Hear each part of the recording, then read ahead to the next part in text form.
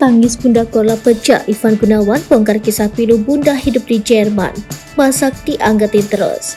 Kisah hidup Bunda Korla di Jerman akhirnya terungkap. Seperti diketahui, sosok Bunda Korla belakangan ini tengah jadi sorotan publik setelah dirinya kembali ke Indonesia. Bahkan sejumlah nama terus serta mengomentari selebgram yang ngetop belakangan ini. Bunda Korla semakin terkenal usai viral di media sosial. Viral di TikTok kini terkuak kisah hidup Bunda Korla di Jerman. Baru-baru ini, Bunda Korla yang diundang dalam acara Pagi-Pagi Ambiar Trans TV ditemani oleh Ivan Gunawan. Ivan Gunawan akhirnya membongkar kisah hidup Bunda Korla di Jerman yang cukup memilukan. Ivan Gunawan mengaku bahwa kehidupan Bunda Korla yang bertahan hidup di Jerman dengan makan lauk yang bisa dihangatkan berulang kali hingga habis. Dia bisa makan masakan itu setiap hari. Dia masak sekali, habis itu masakannya diletakkan di freezer.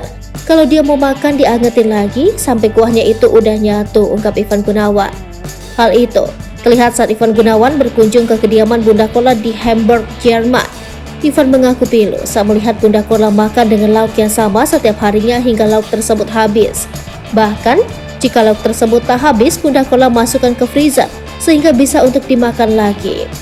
Mendengar itu, Bunda Korla yang tak bisa menahan tangisnya karena kebaikan Ivan Gunawan yang membantunya. Bunda Korla bahkan menceritakan kebaikan Ivan Gunawan saat di Jerman yang melihat keadaan Bunda dengan makan lauk seadanya sehingga mengajak Bunda Korla untuk makan di luar. Mungkin Ivan dengan hati yang perhatian banget dia bilang, "Udah Bunda, kita makan di luar aja," sambungnya. Bunda sempat kecil hati tapi dia bilang, "Kasihan Bunda nanti capek, kita makan di restoran aja." Bunda langsung berpikir Ivan baik banget, padahal ketemu sekali doang di lokasi syuting, sambungnya. Menurut Bunda Korla, dirinya hanya ingin hidup yang sederhana saja.